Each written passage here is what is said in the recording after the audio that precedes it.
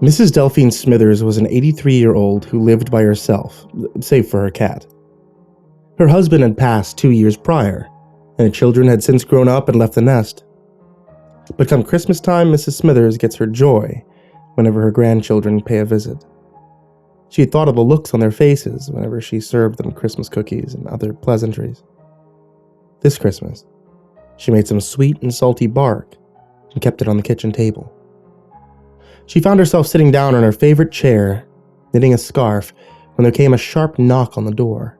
She jumped a bit, not expecting any visitors at the moment. "Can we come in?" Smithers tentatively laid the scarf on the arm of the sofa and gripped the chair. Her frail bones popped and shifted. Getting up from the chair, Smithers collected her walking stick and trudged rigidly towards the front door. Another sharp knock rung out, that time more agitated than previously. "I'm coming, hold on," Smithers yelled. She grasped the doorknob and turned it counterclockwise. The door creaked open. On the other end of the door were 2 children, a boy and a girl. The boy appeared older, presumably around 13. He wore a denim hoodie and gray pants. He was holding the hand of an 8-year-old girl who was wearing a blue dress with white lace. For whatever reason, the children had their heads bowed, looking at their feet. The boy repeated his question. "Can we come in?"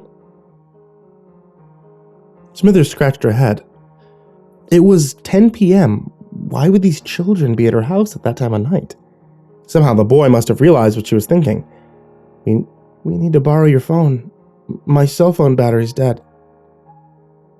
Smithers thought more about the suddenness of having these unexpected guests, but they were children regardless. At the very least, she could grant them this one request. She nodded her head, gesturing the 2 children in. Smithers directed them to the living room, where her cat droned awake from the ruckus. When it set its eyes on the 2 mysterious children, the cat arched its back and hissed. Smithers walked over to silence her cat. "Lex, these are our guests. Behave yourself." The cat mewed in defense before running out of the living room and into the kitchen. The 2 children sat on the sofa, their eyes still hidden. Smithers went into the kitchen and pulled out the plate of sweet and salty bark. She returned to the living room and bent down to the children's eye level. "Care for some sweets?" The boy looked up. There was a good reason as to why he was shielding his eyes. They were devoid of color or pupils. Nothing more than pitch black nothingness. Whatever he was, he assuredly was not of the earthly realm. The girl looked up as well. Her eyes matched the coal blackness of the other boy, and yet, more bizarre, Smithers smiled at the children, despite the hollow sockets that they called eyes. The children were speechless at first. They shared a puzzled gaze. The girl waved her hand in front of Smithers' face, but Smithers didn't follow the path of it. They leaned in closer, realizing that Smithers' eyes were glazed over in a thin sheet of blue. She was blind. Smithers suddenly frowned. "Oh, I'm sorry. You don't care for them?" Thank you," the boy said. He took a piece of sweet and salty bark and he broke it in his hands before passing the girl a piece. Their heavy teeth ground down on the sweets. Oddness aside, the 2 children couldn't help but bask in the sweetness and saltiness of the snack. They indulged themselves in more of the sweets before getting up. They looked at the decorations with curiosity. On top of the fireplace was a stand with a small replica of the nativity scene. From her mental notes, she figured the 2 children had stopped at the fireplace. "Isn't it such a lovely display?" she asked. "Do you know the story of Christmas?" "We know about your Jesus," the boy responded. "Our ancestors spoke a lot about him." Confused by his statement, Smithers nevertheless allowed the 2 children to further marvel at the Christmas decorations.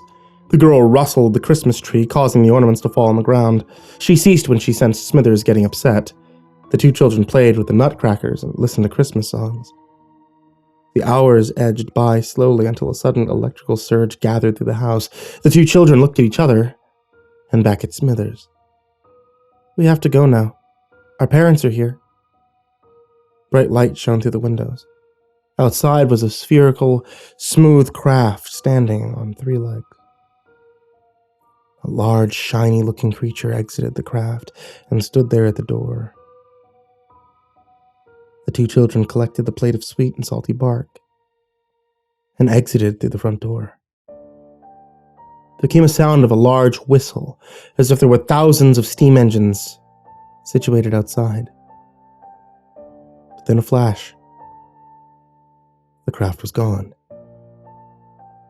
Smithers called out for the two children, only to be met by a great silence. She closed the door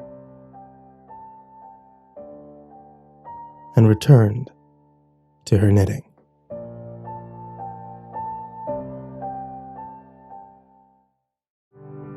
Hey there kids, and happy holidays. It's me, MrCreepyPasta, and I just wanted to tell you guys thank you for watching tonight's video. If you enjoy watching videos here on YouTube, then you should check out the MrCreepyPasta Storytime podcast, which is available on Spotify and on iTunes and on Google Play and everywhere like that. If you enjoy listening to MrCreepyPasta's Storytime podcast, you'll enjoy watching it on YouTube because it's the same show. You guys are both hearing the exact same thing at the exact same time. Also, thank you guys for supporting me on Patreon or on Popbase. You guys who are the top supporters on Patreon especially, thank you so much.